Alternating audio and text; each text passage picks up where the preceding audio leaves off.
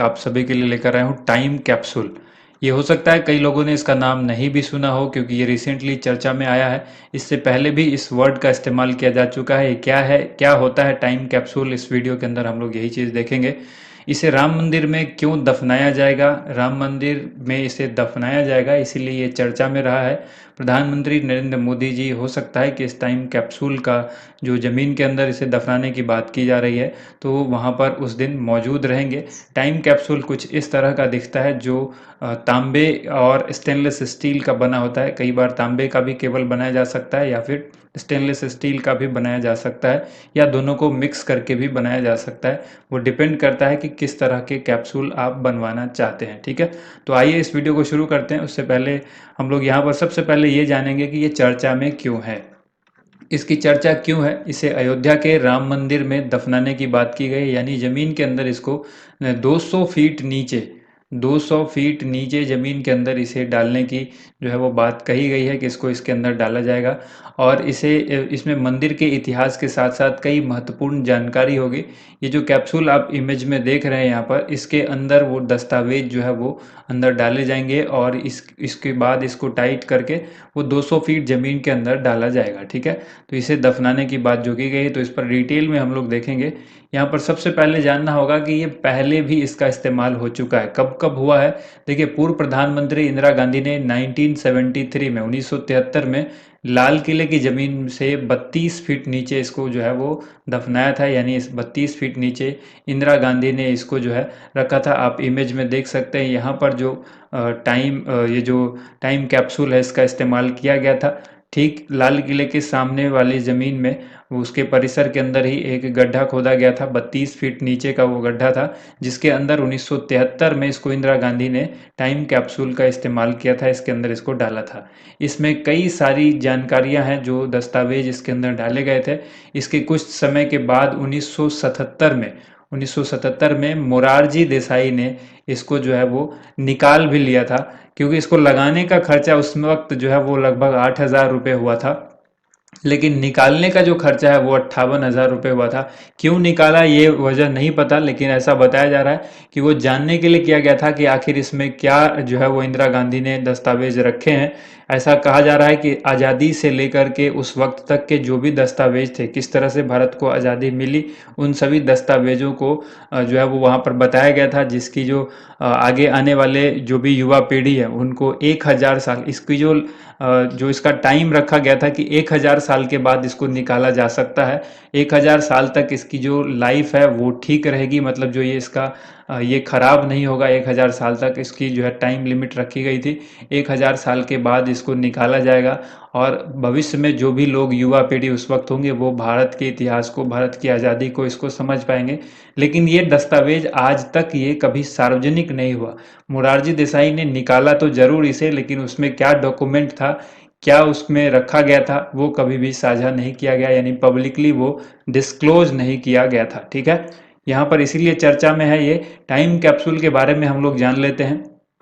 Time capsule एक container की तरह होता है, जिसे विशेष प्रकार के तांबे यानी कॉपर से बनाया जाता है। जैसा कि हमने आपको बताया कि ये स्टेनलेस स्टील का भी बना होता है। इस इमेज में आप देख सकते हैं ये स्टेनलेस स्टील का बना हुआ है।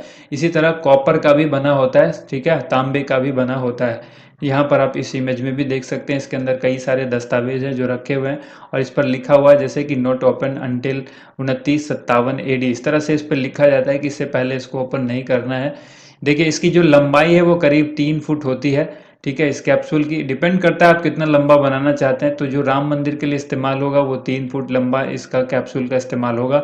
इस कॉपर की जो खासियत, जिस कॉपर से ये बनता है, इस कॉपर की एक खासियत होती है कि ये कई वर्षों तक खराब नहीं होता है, यानी हजारों वर्ष तक इसमें जो है किसी तरह की कोई कमी नहीं आती, वो खराब नहीं होता। तो इसी वजह से इसका इस्तेमाल किया जाता है, इस कॉपर का, इस कैप्सूल, टाइम कैप्सूल बनाने में। हर मौसम का सामना करने में ये जो सक्षम होता है, ये टाइम कैप्सूल, ये इसका जो कॉपर, ये जो मटेरियल है, ये मेटल, ये कभी भी हर मौसम का सामना कर सकता है, ये खराब नहीं होगा। हजारों सालों के बाद भी इसमें मौजूद सभी दस्तावेज पूरी तरह से सुरक्षित होंगे, यानी जो कुछ भी इसके अंदर दस्तावेज रखा जाएगा, ये सभी हजारों साल के बाद भी इसमें बिल्कुल उसी तरह से सेफ रहेंगे। तो आने वाली पीढ़ी जो भी उसको जानकारी चाहिए, वो टाइम कैप्सूल के माध्यम से, क्योंकि हो सकता है दुनिया आज रहे ना रहे, बाद में इसके माध्यम से जो है वो जानकारी इकट्ठा की जा सकती है कि जो इस जैसे पहले इतिहासकार को बहुत सारी दिक्कत होती थी वो डिटेल निकालने में कि यहाँ पर क्या था पहले। अब इसके माध्यम से ये आसानी से ये सारी जो जानकारी है वो प्राप्त की जा सकती है। ठीक है, यहाँ पर देखिए टाइम कैप्सूल को ज़मीन के अंदर दबाने का मकसद किसी समाज काल या देश के इतिहास को सुरक्षित रखना होता है। राम मंदिर में भी इसे 200 फीट नीचे दफनाया जाएगा। अच्छा, इससे पहले जो है वो आईआईटी कानपुर में भी, आपको मैं यहाँ पर बताना भूल गया कि आईआईटी कानपुर के अंदर भी इसका इस्तेमाल किया जा चुका है। ठीक है, ये जो है 50 साल के आईआईटी कानपुर का जो पिछले 50 साल का इतिहास है, जो भी उसने पिछले 50 साल में हासिल किया है, उसको टाइम कैप्सूल के अंदर रखा गया है।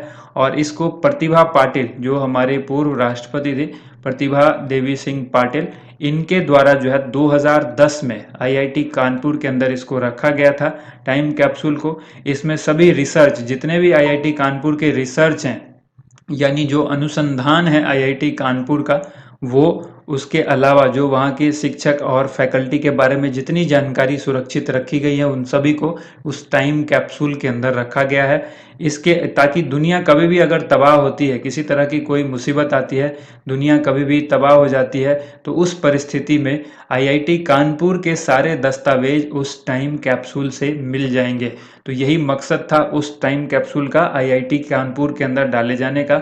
इसके अलावा कानपुर के ही एक चंद्रशेखर आजाद कृषि विश्वविद्यालय, ठीक है, चंद्रशेखर आजाद कृषि विश्वविद्यालय जो है, उसके अंदर भी ये टाइम कैप्सूल इस्तेमाल किया गया है। इसमें भी कृषि विश्वविद्यालय के इतिहास से संबंधित तमाम तरह की जो जानकारी है, उससे रिलेटेड जो दस्तावेज हैं, उसको संजो करके उस दस्तावेज को टाइम कैप्सूल के अंदर रखा गया है। तो उम्मीद करते हैं ये वीडियो आप सभी को पसंद आई होगी। ये था टाइम कैप्सूल का वीडियो, जिसका मकसद यही है कि इसमें आपको जानकारी देनी थी कि इसका जो काम है वो क्या है, इसके अंदर किस तरह से डॉक्यूमेंट को सेफ रखा जाता है, और राम मंदिर में इसे 200 फीट नीचे दफनाने की बात की गई है।